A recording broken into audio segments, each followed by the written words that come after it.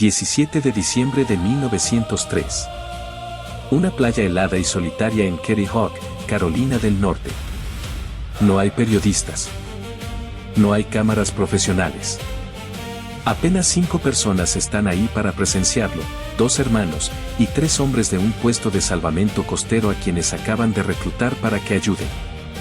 Uno de ellos, un hombre llamado John Daniels, nunca en su vida ha tomado una fotografía. Uno de los hermanos le entrega una cámara y le da una sola instrucción: aprieta el botón cuando la máquina despegue del suelo. La máquina se eleva. Vuela 12 segundos. Recorre 36 metros. Y aterriza. Acaba de ocurrir el primer vuelo controlado y sostenido de la historia con una máquina más pesada que el aire. Ese día, contra un viento helado de más de 40 kilómetros por hora, los hermanos hacen 4 vuelos, turnándose. El último y más largo, pilotado por Wilber, recorre 260 metros en 59 segundos. Esa fotografía de Daniels, la única que existe del instante exacto del despegue, casi desaparece para siempre. Años más tarde, una inundación arrasa Denton y destruye buena parte del taller de los Wright. La placa de cristal original sobrevive de milagro, y hoy es una de las imágenes más reproducidas de la historia. Es el instante más importante en la historia del transporte humano.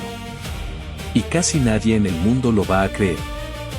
Durante los próximos 5 años, la prensa, los científicos y el público se van a burlar de estos 2 hombres, van a ignorarlos, y hasta los van a llamar mentirosos. Esta es la historia de cómo el mundo entero se negó a ver lo que tenía justo delante de sus ojos.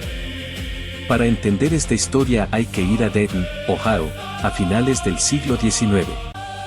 Ahí, 2 hermanos llamados Wilber y Orville Wright son dueños de una modesta tienda de bicicletas. No tienen título universitario. No son científicos reconocidos. No tienen fondos del gobierno.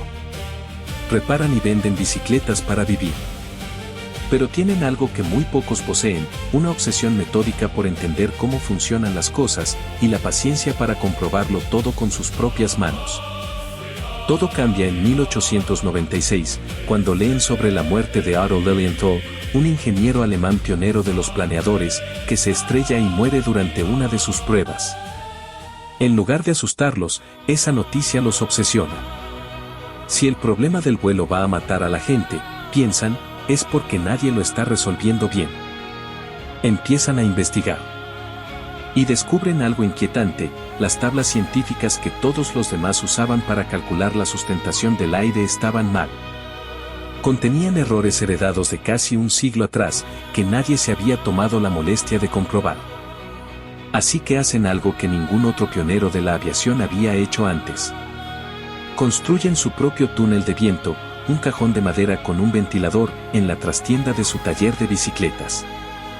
Y durante semanas, prueban más de 200 formas distintas de ala, midiendo cada una con instrumentos que ellos mismos diseñan. Mientras el resto del mundo especula, los hermanos Wright hacen ciencia real. Pero tienen un mentor.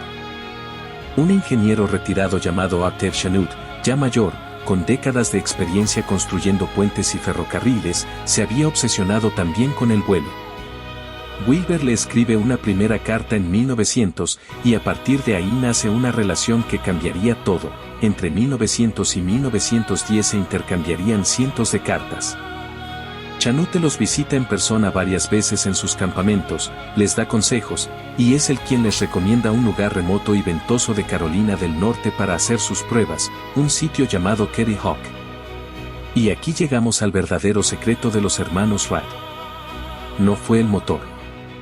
Cualquiera podía comprar o construir un motor liviano. Lo que nadie más había resuelto era cómo controlar una máquina voladora una vez que estuviera en el aire. Wilber tiene la idea decisiva observando algo tan simple como una caja de cartón vacía. Si la retuerces con las manos, sus esquinas se inclinan en direcciones opuestas. Aplica esa misma idea a las alas de un planeador. Un sistema de cables permite retorcer, o alabear, las puntas de las alas, inclinando la máquina hacia un lado o hacia otro a voluntad del piloto. Sumado a un timón móvil y a un elevador delantero, los hermanos logran algo que ningún otro pionero había conseguido: control total sobre los 3 ejes del vuelo. No solo subir y avanzar, sino también girar e inclinarse de forma controlada, igual que hace un pájaro. Entre 1900 y 1902, antes de siquiera pensar en un motor, prueban ese sistema en planeadores sin motor, lanzándose una y otra vez desde las dunas de Kitty Hawk. Solo en 1902 realizan más de 1000 vuelos de prueba. Cuando por fin agregan un motor liviano a su diseño en 1903, ya llevan 3 años dominando la parte más difícil del problema, no caerse. Y mientras 2 mecánicos de bicicleta hacían experimentos en secreto, el mundo ya tenía a su candidato oficial para conquistar el aire. Se llamaba Samuel Langley, y era nada menos que el secretario de la institución Smithsonian, uno de los científicos más respetados de Estados Unidos. El gobierno confiaba tanto en él que el Departamento de Guerra le entregó $50,000, una fortuna para la época, para construir su máquina voladora, el aeródromo. Langley tenía dinero. Tenía prestigio. Tenía el respaldo del gobierno y la atención de la prensa. Todo el mundo daba por hecho que él sería el primer hombre en volar. Su aeródromo era una máquina enorme, con forma de libélula, propulsada por un motor de gasolina y lanzada mediante una catapulta, porque Langley nunca resolvió cómo hacer que despegara por sus propios medios. Toda su estrategia dependía de ese impulso inicial. Y ahí, sin saberlo, ya estaba su primer gran error. Había resuelto el problema de la potencia, pero jamás el del control. El 7 de octubre de 1903, ante periodistas y cámaras, el aeródromo de Langley es lanzado por catapulta desde una casa flotante en el río Potomac. Se desploma de inmediato al agua. Langley lo intenta de nuevo el 8 de diciembre. Misma catapulta, mismo río. Y el mismo resultado, la máquina se hunde en el Potomac frente a todos. La prensa se burla sin piedad. Algunos congresistas ridiculizan el gasto como un desperdicio del dinero público. 9 días después de ese segundo fracaso público y humillante, en una playa remota de Carolina del Norte, sin ningún periodista presente, 2 desconocidos mecánicos de bicicleta hacen exactamente lo que Langley no pudo lograr con todo el dinero del gobierno. Uno pensaría que la noticia recorrería el mundo en minutos. No fue así. Wilber y Orville envían un telegrama a su padre en Dayton, pidiéndole que avise a la prensa. El periódico local, el Dayton Journal, se niega a publicar la noticia. Según ellos, el vuelo había sido demasiado corto para ser importante. El invento que cambiaría el transporte humano para siempre no fue noticia ni en su propia ciudad. Podrías pensar que, tarde o temprano, el mundo se daría cuenta. Pero pasarían casi 5 años más antes de que eso ocurriera. En 1904, los hermanos invitan a algunos periodistas a presenciar un vuelo de demostración. Ese día, por mala suerte, fallan los motores y el viento no ayuda. La máquina apenas da un salto corto sobre el suelo. Los periodistas se van convencidos de que su escepticismo estaba justificado. Los Wright vuelven a ser ignorados. Durante 1904 y 1905, en un campo llamado Hoffman Prairie, cerca de Dayton, los hermanos hacen vuelos cada vez más increíbles, círculos perfectos, giros controlados, velocidades de más de 50 kilómetros por hora. Decenas de personas los ven, incluidos pasajeros de un tranvía interurbano que pasaba justo al lado del campo. Y aún así, la prensa no se mueve. El editor de un diario de Dayton lo admitiría años después con una frase brutal: honestamente, ninguno de nosotros les creyó. Solo una publicación se atreve a contar la verdad, una revista de apicultura, dirigida por un hombre llamado Amos Root, que había presenciado los vuelos en persona. Root intenta ofrecer su artículo a la revista Scientific American. Se lo rechazan.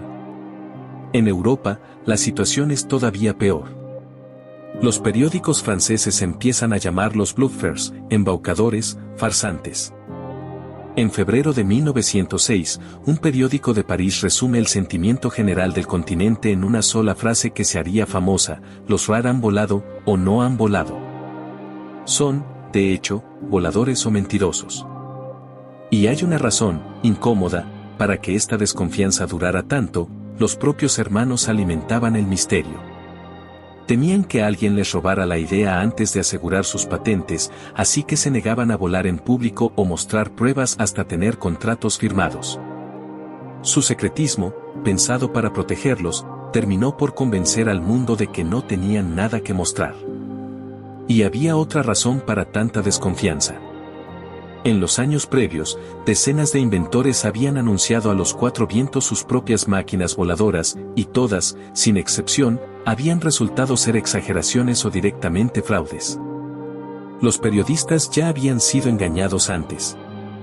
Para ellos, dos desconocidos mecánicos de bicicleta que se negaban a mostrar pruebas eran, con toda probabilidad, una estafa más. Si estás disfrutando esta historia, este es un buen momento para dejar tu like. Ayuda muchísimo a que canales como este sigan creciendo. Todo cambia en agosto de 1908. Weber viaja a Francia y organiza una serie de vuelos de demostración en Le Mans. El primer día, apenas 200 personas se acercan a mirar, la mayoría todavía escépticos. Pero lo que ven los deja sin palabras. Weber no solo vuela, da vueltas cerradas, controla la máquina con una precisión que nadie había visto jamás. En una semana, la multitud crece a 10.000 personas. Poco después, 100.000 personas al día viajan hasta el campo solo para verlo volar. El mismo mes, al otro lado del océano, Orville hace sus propias demostraciones para el ejército de Estados Unidos, en Fort Myer, Virginia. Y ahí ocurre una tragedia. El 17 de septiembre de 1908, mientras vuela con un pasajero, el teniente Thomas Selfridge, una hélice se rompe en el aire. El aparato se estrella contra el suelo. Selfridge muere pocas horas después, es la primera víctima mortal de la historia en un accidente de avión motorizado. Orville sobrevive, gravemente herido, con la pierna y varias costillas fracturadas. El dolor no detiene a los hermanos. Antes de que termine 1908, Weber establece una nueva marca en Francia, 2 horas, 20 minutos y 77 millas de vuelo continuo. El mundo que los llamaba mentirosos ya no tiene ningún argumento. Los bluffers se habían convertido, de la noche a la mañana, en héroes mundiales. Y hay alguien más en esta historia que casi nadie recuerda. Su hermana, Catherine Wright, maestra de escuela en Dayton. Cuando llega la noticia del accidente de Orville en Fort Myer, Catherine pide una licencia en su trabajo y viaja de inmediato para cuidarlo. Nunca regresaría a dar clases. A partir de ese momento se convierte en la socia silenciosa del negocio familiar, administra la correspondencia, organiza los contratos y en 1909 viaja con sus hermanos a Europa, donde su dominio del francés resulta decisivo para negociar con reyes, primeros ministros y financistas que antes se burlaban de ellos. La mujer que nadie menciona en los libros de aviación fue, en buena parte, quien convirtió el invento de sus hermanos en un negocio real. Pero el reconocimiento trajo una nueva batalla, esta vez en los tribunales. Los hermanos Wright pasan los siguientes años defendiendo sus patentes en una guerra legal contra otros inventores, especialmente contra un rival llamado Glenn Curtiss, un antiguo fabricante de motocicletas convertido en constructor de aviones. Los Wright habían patentado, en 1906, no solo una máquina, sino el propio sistema de control de 3 ejes, la idea que hacía posible el vuelo. Cuando Curtiss empieza a vender aviones con un sistema de control distinto pero basado en el mismo principio, los hermanos lo demandan. 12 demandas importantes. Años de litigios, viajes a tribunales, declaraciones interminables. Ganan el primer fallo importante contra Curtiss en 1913. Pero la victoria legal tiene un costo enorme. Mientras los inventores estadounidenses se enredan en juicios, los ingenieros europeos, sin esas trabas, empiezan a mejorar el diseño del avión a un ritmo mucho más rápido. Algunos historiadores creen que esta guerra de patentes frenó el desarrollo de la aviación en Estados Unidos, justo cuando Europa avanzaba a toda velocidad, en los años previos a la Primera Guerra Mundial. Samuel Langley, el hombre del aeródromo fallido, no llegaría a ver nada de esto.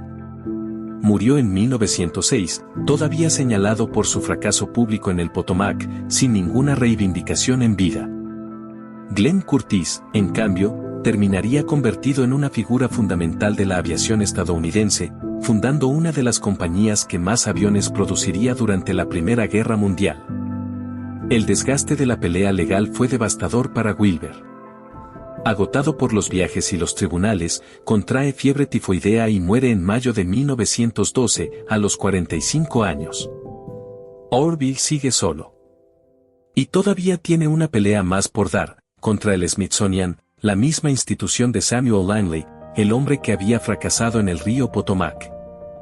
Después de la muerte de Langley, el Smithsonian modifica en secreto su viejo aeródromo, lo hace volar brevemente muchos años después, y se atreve a exhibirlo como la primera máquina capaz de volar, opacando a los Wright.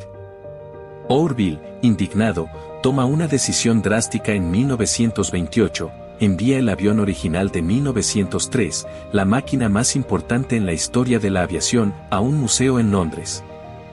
Ahí permanece, lejos de su país, durante casi 2 décadas, incluso durante toda la Segunda Guerra Mundial. El Smithsonian finalmente se retracta en 1942, publicando la verdad sobre las modificaciones ocultas al aeródromo de Langley. Pero Orville muere en enero de 1948, sin haber visto jamás el regreso de su avión a suelo americano. Meses después de su muerte, cumpliendo su última voluntad, el histórico Flyer de 1903 finalmente vuelve a Estados Unidos. Queda una contradicción difícil de ignorar. El hombre en el que todos confiaban, con dinero, prestigio y el respaldo del gobierno, fracasó 2 veces frente a las cámaras. Los hombres a quienes nadie creyó, sin título, sin fondos, sin fama, habían resuelto el problema desde una trastienda de bicicletas, con un mentor que creyó en ellos y una hermana que sostuvo todo desde las sombras. En apenas medio siglo, esa primera máquina de madera y tela que voló 12 segundos sobre una playa se transformaría en aviones capaces de cruzar océanos enteros en horas. Todo el mundo moderno, cada vuelo comercial, cada avance posterior de la aviación, nace de ese instante que casi nadie quiso creer. ¿Cuántas veces confundimos el prestigio con la verdad?